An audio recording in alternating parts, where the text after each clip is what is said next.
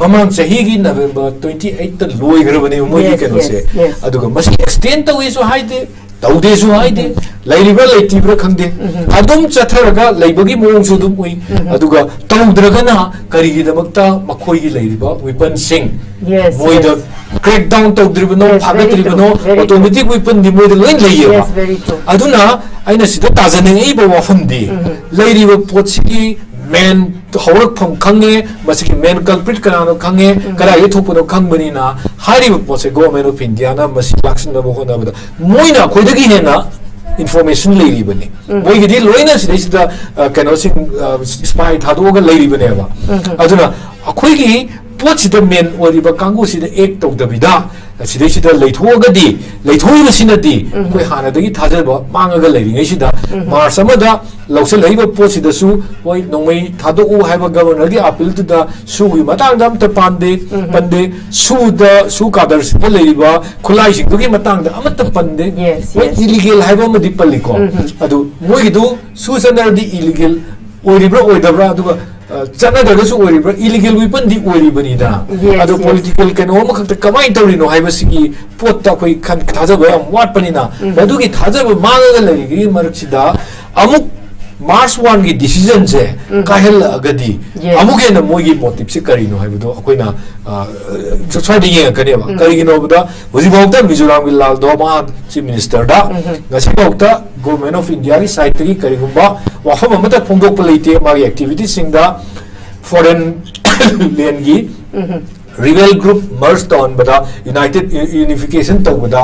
ma yauraga tawgibatu karigumba wafam amada government of India dagi phongdok patadri aduga moigi MP na chatlaga unarubagi wafam dusu migi lagabu unarubagi wafam dusu karigumba wafam amata tade mana phongdok padadi chin state se akoi India da merged tawgi wafam jawi complete violation of the international principle ko UTI citizens jury gi violation ne badusu not only Manipur ma Burma itself se sishu British na thado mane aba adugi if nagi Russia yauraba China yauraba adugi UTI citizens jury principle do sinaraga aduda yam chawba lakadaba consequences sindo India na madu khangamoi do leite adubu chalwa mayam du karinta haidana leiri se karigi no haibagi adugi chingnaba amasu leibani na hoji makki oina di makhoi India government se khoina thajaba se sungam kharagadi thajarak pagum toba adubu akhoi yenga se mai so akhoi peace sati je pamani na akhoi moida thawoina thajaba se akhoi putuk se bane ba koi religion lage akhoi peace religion lage hajara bane ba masi pochida moina support torgadi agenda behind the crisis se akhoi ya mun na mayek sing khakpani na people's movement se akhoi mi yam sigre yes chahi cham chani dagi hona chira lakpani akhoi khunjigi June da 2000 da akhoi mi trani pan dagi plus kunga mathoi chiri bani hada gijira hailing set sida season over akhoi mi kya no moina hatte do chama hat ka ngamudro dising hat pa ngamudro ada ama khatang sopa da kari do isu oido tawroi do tawkado thabuk to kari no adu su phajana khangjan bibo phaiye ya go mena su bot koi gi hujing le riba Kuki jogi injil laga chat paki hel laga chai ki hel laga chat pudu satti no sinai je mi kana na moida ki hel laga moida tawda de no moi sindu la to bogi thabuk to thadok piro akhoi shanti ga chanjal chi angang mayama ma gi generation anga abani yes angang mayama Siki chahi ani sida right tamam gang da na leiba mayam se maski wakhan khal khanda santi pot da makhoi su yaung na changchel laga sai nongoi pai ba kangu du adugi akiba du thadok piro koi punna swaida chatla si haiba du su Kuki society organization singna khangbi ga damne maram di akoina huji khangba horiti moina tholai pot khudi makse loina morota na soina japma na mawang ga thokpani na mase one command la ga to ba ki khangi command chatpani se Madi maduna takuni na ayeng akoina chatpasida sidaisida pattanong da thokpa haibiri base masi he thokpa matamda adugi consequences da afabo oiroi Manipur da thawai kya thagrabani liksu thana ba mayam leiribani aduga hena tharak pasu ya se sisu khanggadabani se aina si aduga ku de lak sage jarinku gi motari Focs na rakholiba initiative si masi positive oina khanbibra aduga mukna kalamaromda Kuki numit karani ki mamang da kui kulai singarang ikat pagi se loigre pung mari da loigre ado kui lupa sorry akoi lising taru kakun koi looted arms na thoi adu da lising mari ga chama di pikat khibagi wari leire adu da ngarang phobda kayam pikat lamga doino khangde adu makpu hauzik ta khogi Focs na chatkani habise da tongan tongan ba Kuki gi body singna yamna openly threat tawra isina di still makhoi gi makhutta khulai lei habagi achauba kaino ma khakne ba evidence ma khakne ba example ma khakne bo Rinku khulai leitana bomna lei paring sarga hukani haiba yabana te khulai leitana nakoi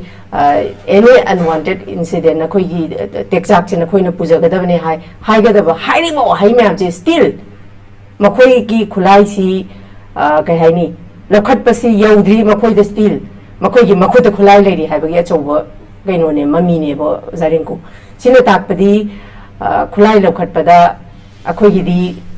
maitai macha sing di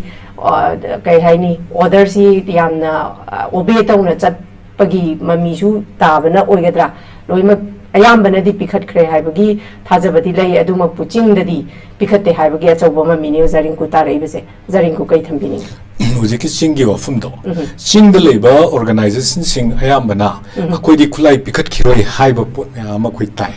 organization say for example kotu the even Kuki in people go male ate Kuki gi hek leiba Kuki joge organization na koi di khulai pikhat loi khulai pikhat taraga di akoi gi leiba separate administration hana pigadabani adu solution ko na lakadabani aduna koi khulai pikhat loi abse openly hairabani number 1 adu haiba wahise union home ministry amana minister amana akoi gi haiba directives ta adugi against the haiba one number 1 aduga moina masidesida akoi gi Focs na hariba pochida moina openly masi yaningde na haiba poche chathan be yaroi haise itself illegal yam oiba potam khandi free movement si akoi si hujiki uncle na haibi kiba free movement gi pota constitution piba article 19 gi clause 1 gi clause d da yawriba adugi part 2 pura violate toroga leribnina adugi potu adu regadi India government gi against the India government na isi kai da ga ke da constitution sina frame toroga madu da piriba kaino myam da provision sing gi makha da ngak lak pot ama khak ne ba hariba pot to singaraga nganga iba organization khangde individual khangde moi si kari oina treat to hum thoi have da India government madu khandebam thoi hujik si apaina India government haijari si hujik manipur government leite aduna hujik leri si central rule ne central rule targadi central government na moina piriba moi reply se masida khoi gi befitting kano ma response ma pigadabane warning bu oibani khangde ama pigadabane hujibo ude aduga march amada phangkiba khoi gi security review gi meeting sida khoi union home minister Sri Amit Shah na akanba khoi madu pauche singdasu loina phongna baina loina thadorok pot ngakani aduna harisi asagi na khoi gi sorok the lambi khoi lambi khudi mak free movement leina hangdok pa ba form dia pazana yawrabane ba aduna akoina central government sina akhoi da president rule thama akanda paikhali ba thabak sing sida akhoi da moi da confidence leidana thajaga thadana marandi khoi ayamana khoi jida leriba manipur si leriba community khudimak haige naga oisinu maite oisinu ko pangal oisinu makhoi si khoi khana chena leibasi soidana khana rugo sawba thui ingba khoi tapthabasu thuiyeba sawbu sam thuba tapthabasu suba aduna asawogi marei dagi khangam da for khara incidents khara dagi khulai nuai pinba paira kanda yamna khoi tangdu leita da punchi marela ma chahi ani hena tawra matunda khoi hanagi duna adugi potu nainargum se ko governor la akanda governor president rule la akanda karigumba magi assurance into thajadana even aram by bengal gi kangu thola aga khoi kanos khulai sinara bane khonga percent khulai sinara bane aduna hoji bawbuta total leiriba khoi thingat ki khulai si on record hai tare koina kaino da khabar da hap khiba kaino to khiba even police su le lerangani over 5,000 mu hellamane ba including looted arms to nataba ate me am si yawuni na pompi ga ne am yawrini na adu ma mayam du thaga di even lisin tarpo hellam bi ya na khale adu some moi de looted weapon du khra wali bra haibagi argument ama leibu du gi wane ada sida ina laksani wa fam di hayeng Focs na chat ka du riba sigum ba khoi gi santi gi wa khongchat che masi ki po se amang da so dum khoi chaning mugi chalaning mugi pa ma le kai no da akhoi di santi pa me ba se adum uning mugi le taw da bu akhoi gi society sita Kuki na lep tana nomai kaptharak pa adudagi akhoi su nomai paraga handabadi yaroi kadui ki doino haiba mi gi masing se sibuki da mi masing se am yam bani na adugi poto encourage kya tongna gi te to bodabu hujikti akhoi gi thaja wa phangakan da hujiki akhoi gi hariba peace release ma silakwa matam sida sidai sida central government na central government gi rule le rabani na haijabani ko through governor mana Siri poche direct protection Peter Gadi protection in a sense Masiki poche the Irang Ton Danaba Hona Dragadi Masiki poche the Akoina Mas Amagi Sri Amichana Tokiba review meeting to the Takiba Aduga Manipur Santipo never near Haina Mana locally Hariba Wafam Sing Share Akoina Kadaiba with Hazaga do you know have Wafam Malakan Aduna central government gi rule lebanina central government gi kenona su yam kanba instruction of people betai hayengi release mapung phana salan bi betai kai no da akhoi gi right play ba chatpagi akhoi gi la aduga santi wala sakadori bana aduga ina Focs da su ina appeal macha amatang Focs na organize tawga tawbanina haijaning banina sida akhoi gi youth sing si amna akhoi gi shawgiba yamna shawga leiba mayam le akhoi madugi potu ma khara chatpasida yaw matamda yam shawba temple am wanganba ding haktan kan tawba akhoi gi father wangam da badagi lawing ma koning ba yaw dana law kholu ba yaw ka da ba akhoi gi marak ta sudum fajana akhoi chali sida organize tawdragadi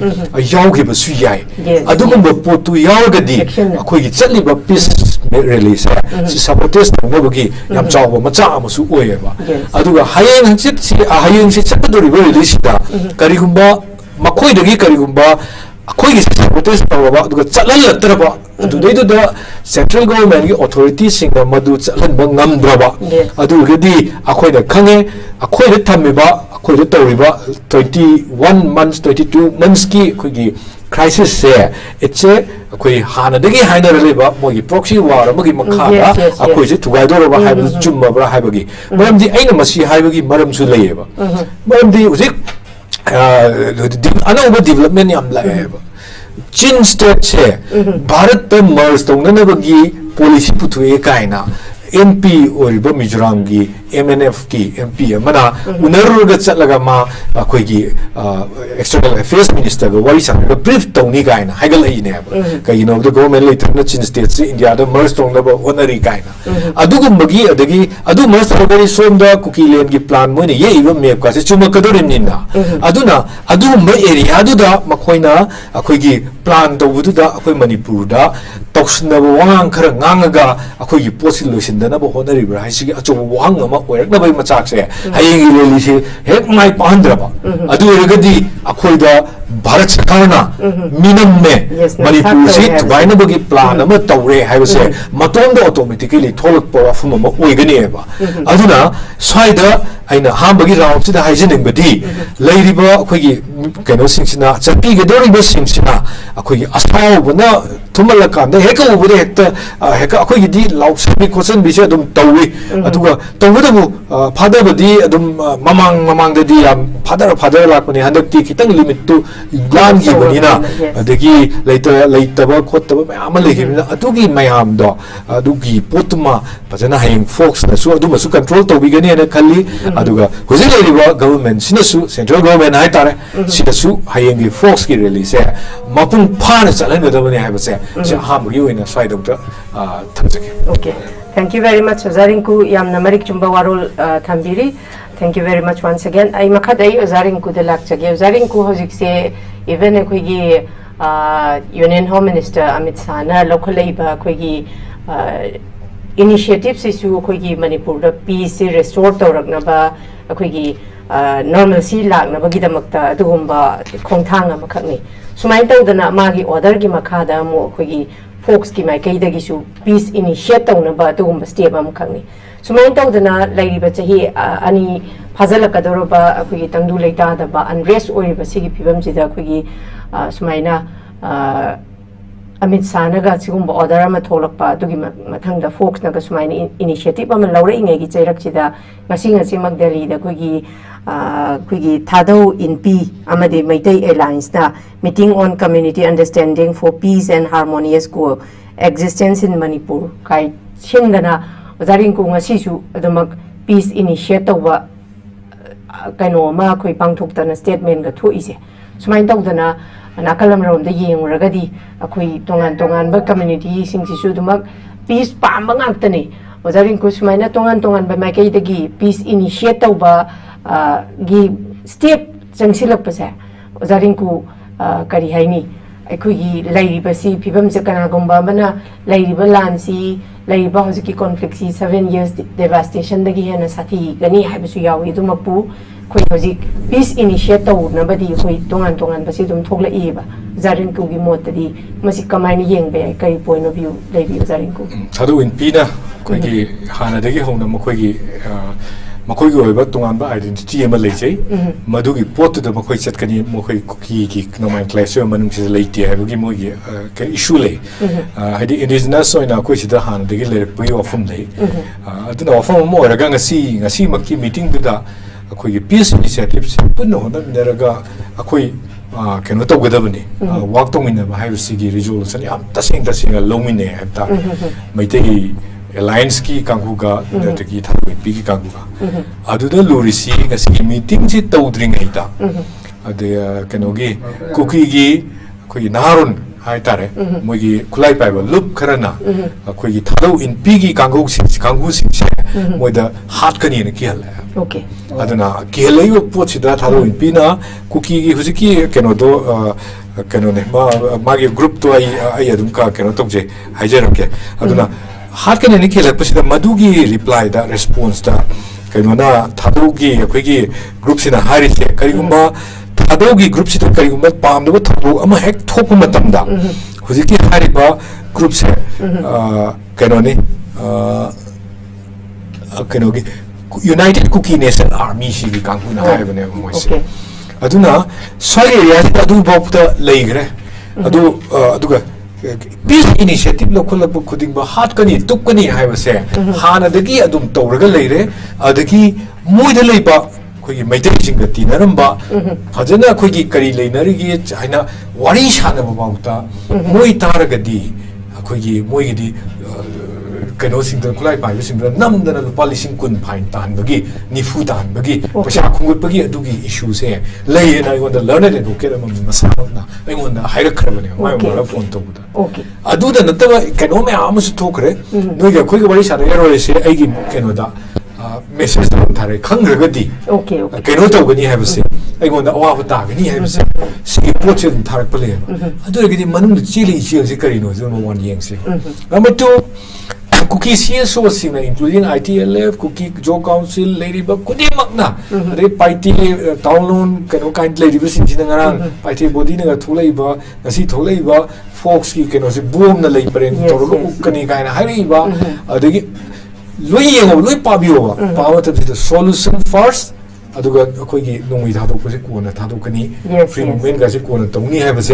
loi yawne ba moi gi press no thado organization ga thado ri press no chi da khena ge lege ba yes line ma da chatle yes kari gumba akhoi gi di tampa ka leba organization ga Focs na ma ha ba tam da komi na ama yepi atopa na ama yelak pada maduri da akhoi da ki khang pi da independent voice to I tongan ba akhoi gi marakta dissenting voice to na da na organization sing sibo ge ne ba hai we democratic freedom do pajana chalai kana guma ma gi instigation chatti adubu hari ba Kuki gi CSO sing di kana gumba powerful oi ba group khara gi makhara chatpagi mami siam chaw ta ri se hana dai su moi masana phongdo ki ba lei ko ina jan hai jaba moi MLA sing na hari se akhoi di noi ga wari sana da su da lei sing sina hai bu yare yes abu wana do hai gre ko adagi Kuki Joe Council una matam da governor da hai gre se na hai bu line do da ko yare haibadi aduna takpadi suda leiriba potsing sina hairiba suda leiba haibadi KNO and UPF suspension of operations time tong nagiba kangu sing sina haibada loi yare haibina main culprit behind this crisis ko siki suda leiba militant sing sini de haibada madugi evidence natabra yes adu oirabadina hairiba potsida muk suda lei hairiba kangu se masi mamang chahigi November 28 ta loi garabani moi keno se aduga masi extend ta wisu haide taude su haide lairiba leitibra khangde adum chatharaga leibagi mong su dum ui aduga taudragana karigi damakta makhoi gi leiriba weapon sing moi da crack down tauдрibano phagatribano automatic weapon di moi da loin leiya aduna aina sida tajane ei ba wafam di leiriba potsi main hawrak pham khange masiki main culprit kanano khange kara ye thopono khangbani na hariba potse government of India na masi lakshan na bohona bada moina khoidagi ne na information leiri bani moi gidi loina sida kano sing spy thadoga leiri bani ba aduna akhoi gi potsi da main oriba kangu sida ek tawdabida sida leithogadi leithoi sinadi koi hanadagi thajaba mangaga leiri ngai sida mars amada lausel haiba potsida su hoi nongmai thado u haiba governor gi appeal to da su gi matang dam ta pande su kadar sida leiba khulai sing gi matang da amata pande illegal haiba ma dipaliko adu moi gi du su sanar di illegal oiribra oidabra adu chana da su oiribra illegal weapon di oiribani da adu political keno ma khakta kamai tawrino haiba sigi potta koi khan thajaba am wat panina adu gi thajaba mangaga leiri gi maraksida amuk March 1 की decision से काहेल अगदी अमुके न मोगी motive से करी no है बदो कोई ना चोचा दिए करे बा करी की नो बदा वजी बहुता मिजोरम की लाल दो मा चीफ मिनिस्टर दा गसी बहुता गवर्नमेंट ऑफ इंडिया की साइड की करी गुंबा वहां ममता फोंगोक पलेते मागी एक्टिविटी सिंगदा फॉरेन लेन की rebel group merged on bada united unification tawda ma yauraga tawgibadu karigumba wafam amada government of India dagi phongdok patadri aduga moigi MP na chatlaga unarubagi wafam dusu migi lagabu unarubagi wafam dusu karigumba wafam amata tade mana phongdok padadi chin state se akoi India da merged obagi wafam jawi complete violation of the international principle ko UTI citizens jury gi violation ne badusu not only Manipur Burma itself se sishu British na thado mane aba adugi if nagi Russia yauraba China yauraba adugi UTI citizens jury principle do sinaraga aduda yam chawba lakadaba consequences sindo India na madu khangamoi do leite adubu chaluba mayam do karinta haidana leiri se karigi no haibagi adugi chingnaba amasu leibani na hoji makki oina di makhoi India government se khoina thajaba se sugam kharagadi thajarak pagum toba adubo akhoi yenga se sacrifice of akhoi peace sati je pamani na akhoi moida thawoina thajaba se akhoi putuk se bane ba koi religion lage akhoi peace religion lage hajara bane ba masi pochida moina support torgadi agenda behind the crisis se akhoi ya munna mayek sing khakpani na people's movement se akhoi mi yam sigre yes chahi cham chani dagi hona chira lakpani akhoi khunjigi June da 2000 da akhoi mi trani pan dagi plus kunga mathoi chiri bani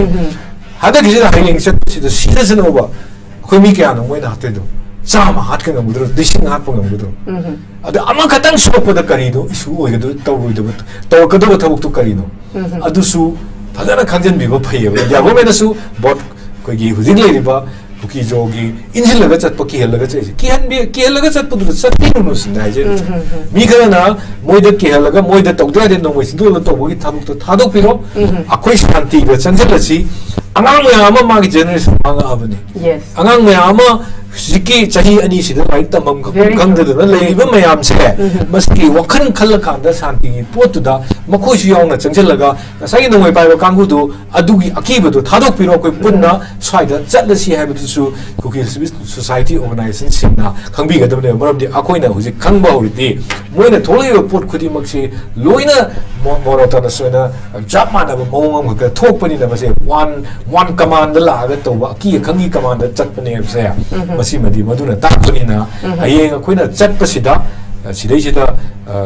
phatanong da thokpa haibiri base